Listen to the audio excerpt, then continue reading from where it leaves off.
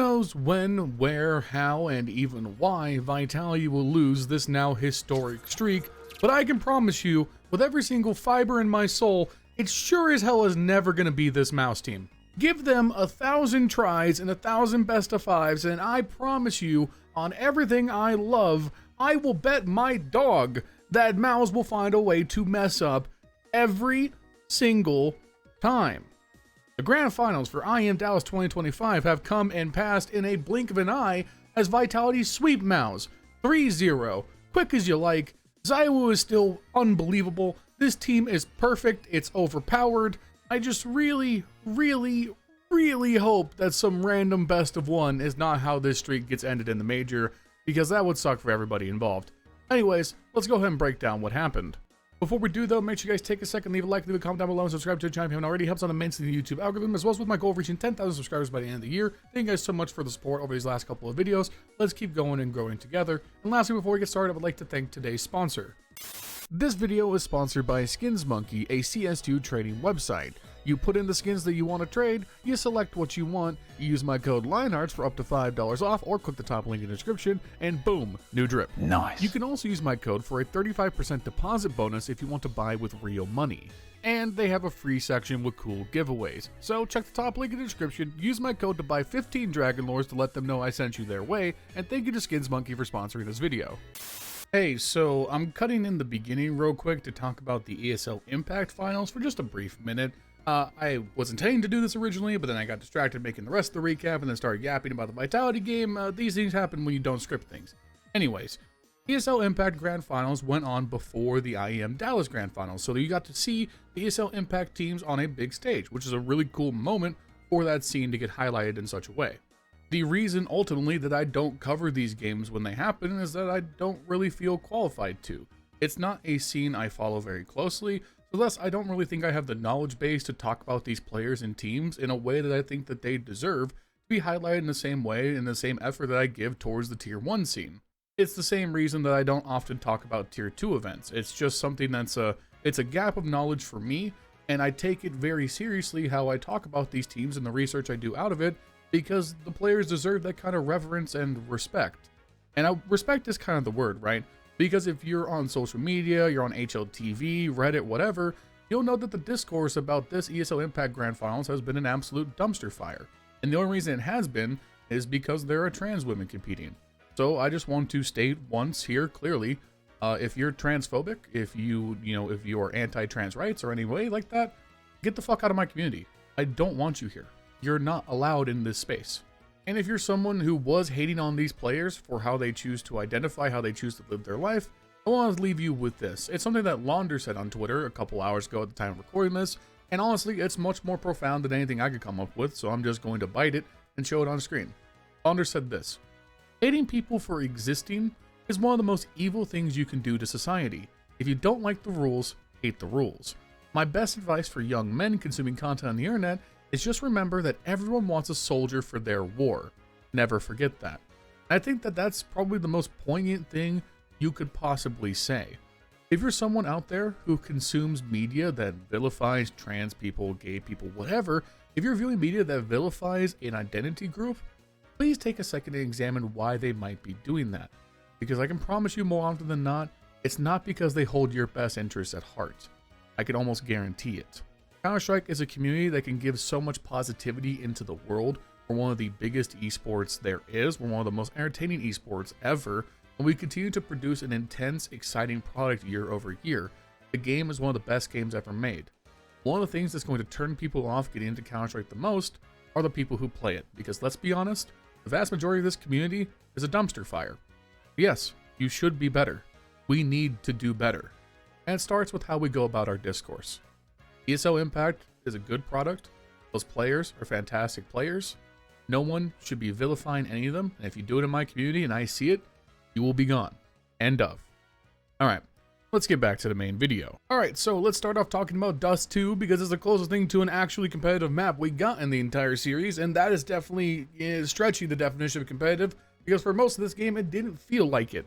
It ends with a 13-11 scoreline, but that's a ruse, a mirage, a farce, a fallacy, a facade, if you will. It's a red herring. It's the siren luring you out to the rocks, because this is not at all a competitive 13-11.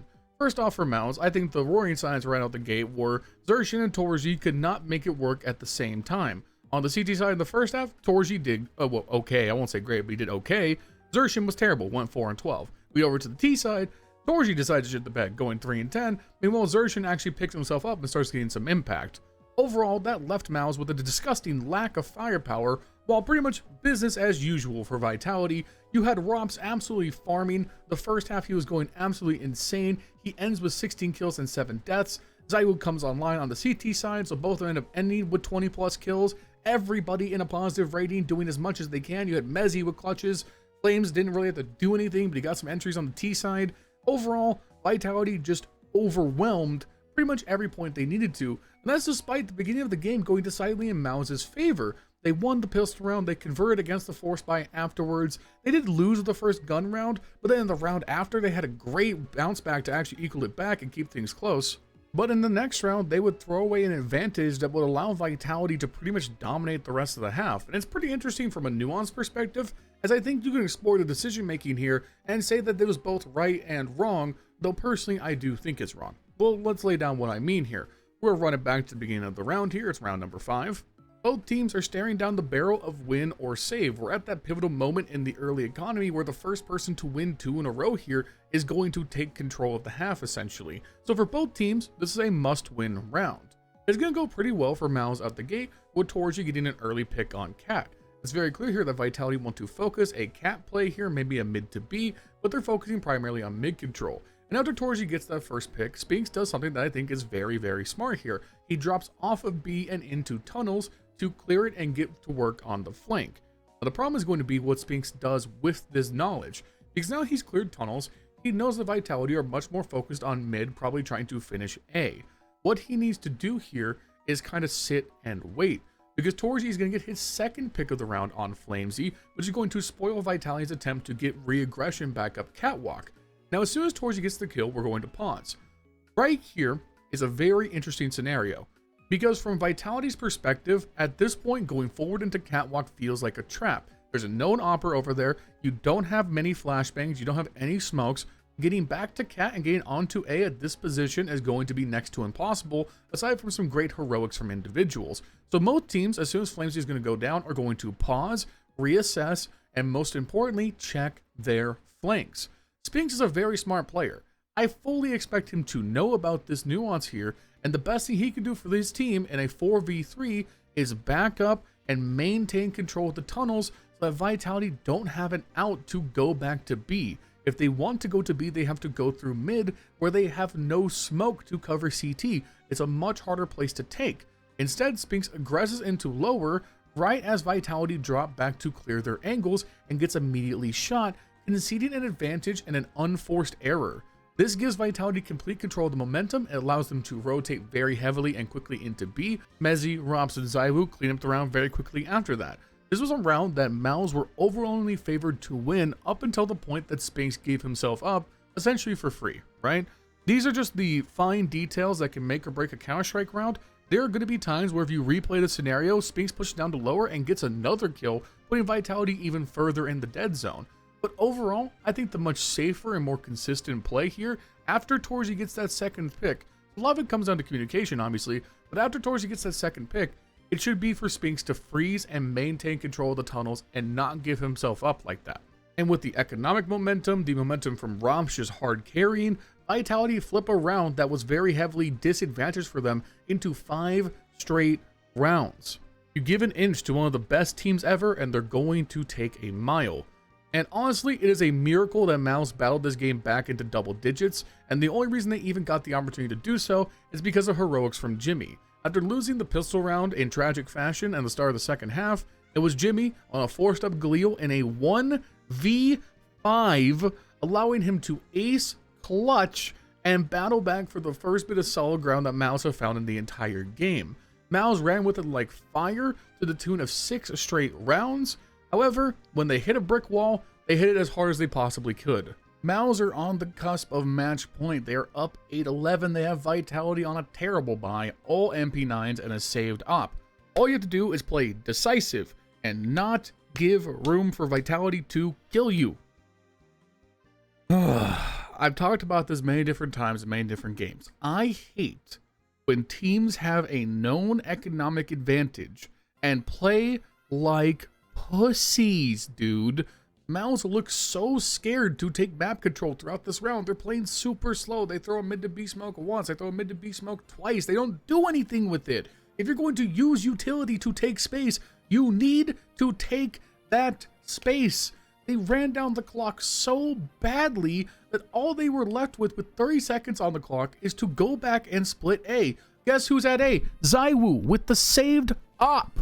They left themselves no time to try and fix the round if something went wrong. All they had was a split A tank, and what do you know? ZywOo hits the shots because it's fucking ZywOo, and the round is cooked.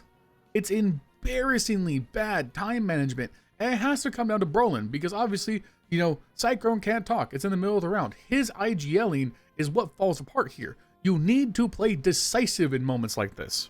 Vu, aka Me Without Hair, said it best over on Twitter.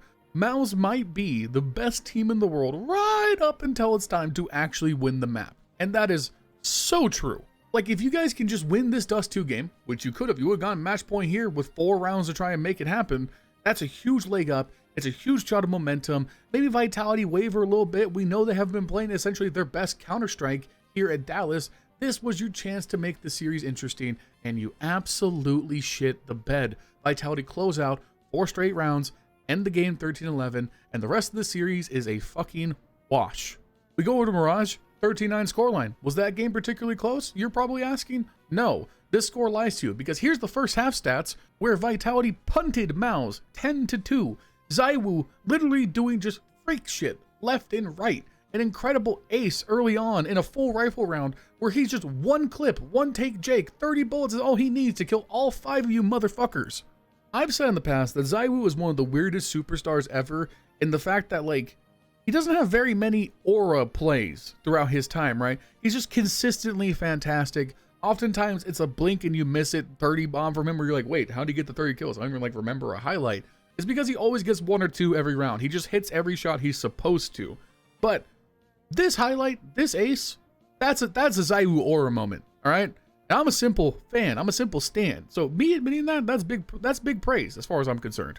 ZywOo had aura in this game because MOUZ did not want to fucking peek him. Like, this is just one of those things where Robs and ZywOo were determined to just absolutely kill MOUZ in every way possible. And not to kind of hammer home the issues of firepower, because I think Torji was a lot better on Mirage, but Xerxin, man, Xerxin struggled so hard. He went 3-9 on the first half. If it wasn't for the fact that they manufactured a pretty decent comeback in the second on the CT side, his stats would look abysmal. And that's why I just don't really care to analyze the second half comeback, because at no point was I thinking that MOUZ were seriously threatening to end this game. All it was going to take was one opening from Vitality, and they were going to find a way to finish it. Like, this team is so good at closing out games. There's just no way right now with the way Vitality was playing, unless, like, maybe Falcons could do it. But MOUZ are not good enough to turn a 10-2 deficit into a win or overtime. I just don't believe in that. And then Inferno, 13-8, just gentlemen sweep out the server. Spinks tried his best. He was pretty much the only player aside from Xerxin finally waking up. Torji, Jimmy, Brolin were just not good enough. And yeah, the first half went terribly for them. Their CT side output was just wretched. They couldn't hold the bomb sites. I mean, listen, I put this out on Twitter, and I think this is a fabulous way to put it. If you have Apex getting a triple kill entering into Banana like it's 2014 and he's back on Titan, you're cooked. The game is over. Wrap it up. You know, just GG's, go next. See you guys next time. Because when Apex feeling himself, this team is destroying everybody. Like, when you don't need ZywOo to get more than 13 kills, you're in a great spot. Like, to put it in perspective, this game was so over in my mind that I sat in Discord with a bunch of my community members. Link in the description down below. Come join the Discord. And I just played Balatro. I literally just played games of Balatro because that was more entertaining than the grand finals at that point. I'm just going to be honest. And hey, listen, I won 2 of my Balatro games, so hey, I got a better win record than MOUZ today. That's all I'm saying. You know, listen, I'm starting a dialogue here. But yeah, series over. 30 series win streak. Vitality are, dude, this is one of the most dominant teams in any version of Counter-Strike we've ever seen. I may not like ZywOo, he may not be my choice for the GOAT, but I can respect what the fuck they're doing. Like, they are just this good, and I just hope that, I just want them to finish it at this point. Win the major. Cement your place in history at this point. The most unsatisfying thing, other than Simple and FaZe winning the major, would be Vitality losing at this point. Let them complete the legacy-defining moment. Let Apex enter into the conversation as one of the best IGLs of any version of Counter-Strike ever, because they've earned it. And let ZywOo cement his own legacy as a person separate from Simple, and we can start having much more interesting discussions about who's the best player of different versions of Counter-Strike, because right now, ZywOo is already building a resume that's going to be so hard to fuck with for the duration of CS2, however long it exists, that I feel bad for the other generational players like Donk, like m0NESY, because how are any of them ever going to get a team as good as this? Alright guys, if you like this video, make sure you're showing by leaving a like, leaving a comment down below, and subscribe to the channel if you haven't already. Let's hit 10K by the end of the year. We are just cruising right now, so thank you so much for that. Shout out to our sponsors at Skins Monkey. If you check the top link in the description, you use my code to trade on their website, get yourself some nice new skins. If you use that link in the description, it lets them know I sent you their way. Thank you to Skins Monkey. Thank you to my channel members, Justin, JesseTiv, Milan Berta, Bubblesj, Dr. Cocktor, Patatas Kaftesi, PTR, B1 Games, Cody Foxworthy, Justin Vegt, I'm Flashbang, Snowy White, Rowdy, Vergil'sPlasticChair, and Pro 12. If you want to join members, just link to the video just like this, as well as custom roller community Discord. Make sure you follow me on Twitter, TV, on our CS2. See you guys soon. Bye.